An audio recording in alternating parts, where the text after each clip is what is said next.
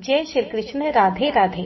नमस्कार दोस्तों, आज इस वीडियो में आप सुनेंगे वैशाख माह में सुनने वाली बांदरे की कहानी।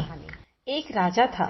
वह वैशाख माह में प्रतिदिन ब्रह्म मुहूर्त में उठकर गंगा जी में स्नान करता था। राजा का आदेश था कि मुझसे पहले गंगा जी में कोई स्नान नहीं करेगा। राजा जब गंगा जी में स्नान करने जाते तो उन्हें प्रतिदिन शांत जल के स्थान पर हिलता हुआ हलचल युक्त जल दिखाई देता था। तो राजा को संदेह होता था कि निश्चय ही मुझसे पहले कोई प्रतिदिन गंगा जी में स्नान करता है। अतः राजा ने नदी के तट पर पहरेदार बिठा दिए। गंगा जी के तट पर एक वृक्ष था, उस पर एक बंदरिया रहती थी। वह प्रतिदिन राजा के स्नान करने से पूर्व स्नान करके वृक्ष पर चढ़कर बैठ जाती थी।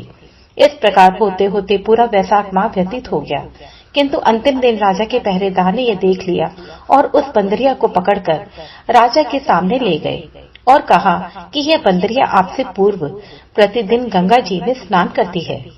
उधर राजा की प्रतिज्ञा थी कि यदि कोई स्त्री मुझसे पूर्व स्नान करती होगी तो मैं उससे विवाह करूंगा। इसलिए राजा को बंदरिया के साथ विवाह करना ही पड़ा। वैशाख स्नान के पुण्य से बंदरिया गर्भ से ठहर गई। 9 मास पूर्ण होने पर बंदरिया ने राजा से पूछा कि शिशु जन्म के समय मुझे क्या करना चाहिए।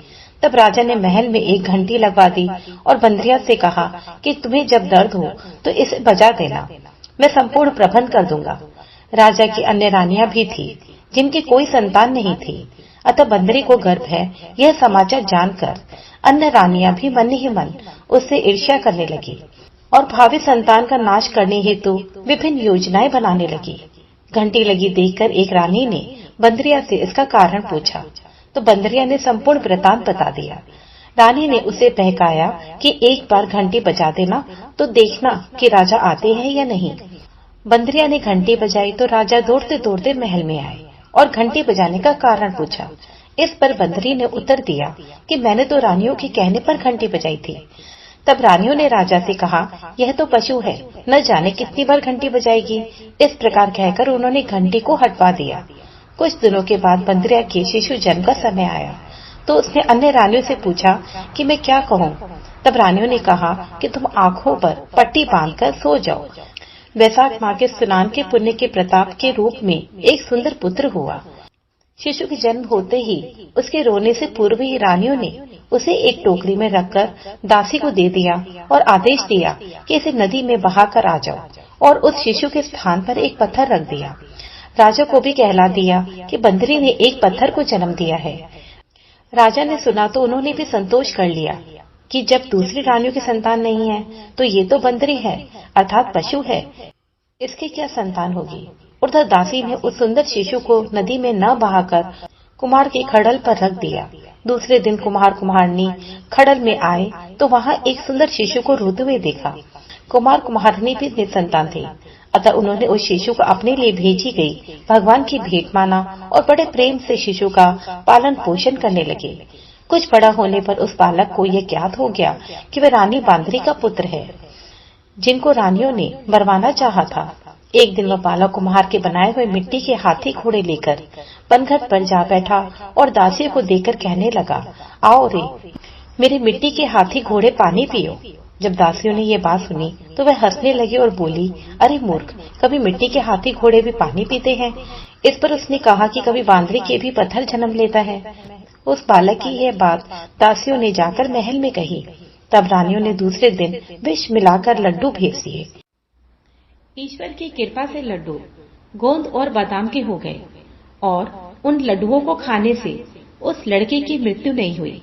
यह समाचार दासी ने रानी को कहा और रानी ने राजा से कहकर कुम्हार को देश निकाला दिलवा दिया।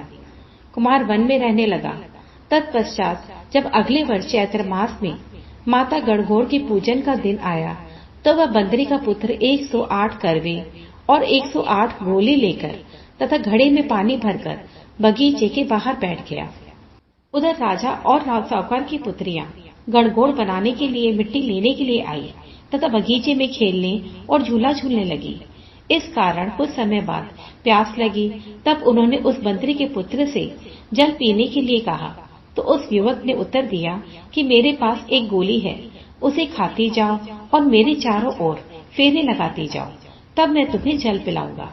इस पर पहले तो कन्याओं ने मना किया, परंतु प्यास तीव्र होने के कारण मान गई। इस प्रकार गोली खाने एवं उस युवक के साथ फेरे लगने से वे गर्भवती हो गई। बाद में जब उनके माता पिता को इस वृत्तांत का ज्ञात हुआ तो वे सभी कुम्हार के पास गए और संपूर्ण वृत्तांत सुनाया तथा कहा कि तेरे पुत्र ने हमारी इन कन्याओं से विवाह किया है, अब तो इन्हें अपने घर में रख। तब कुम्हार ने निर्धन होने के कारण असमर्थता व्यक्त की तो कन्याओं के माता पिता ने बहुत सारा धन देकर अपनी कन्याओं को कुम्हार के घर विदा किया और कुम्हार के घर 108 बहुएं आ गई। कालांतर में उनसे 108 ही पोते भी हो गए। तत्पश्चात एक दिन कुम्हार के पुत्र ने अपने पिता से कहा कि 108 बहुएं और 108 पोते हैं, अतः अब हम समस्त नगरी को भोजन हेतु निमंत्रण देंगे। कुम्हार ने राजा के महल में भी भोजन हेतु बुलावा दिया। राजा के यहाँ से रानी बांदरी के अतिरिक्त सब भोजन हेतु पधारे। तब राजकुमार राजा की आज्ञा लेकर रानी बंदरी को लेने रथ पालकी लेकर गया और लाकर सभा में सबसे उच्च स्वर्ण आसन पर उसे बिठाया।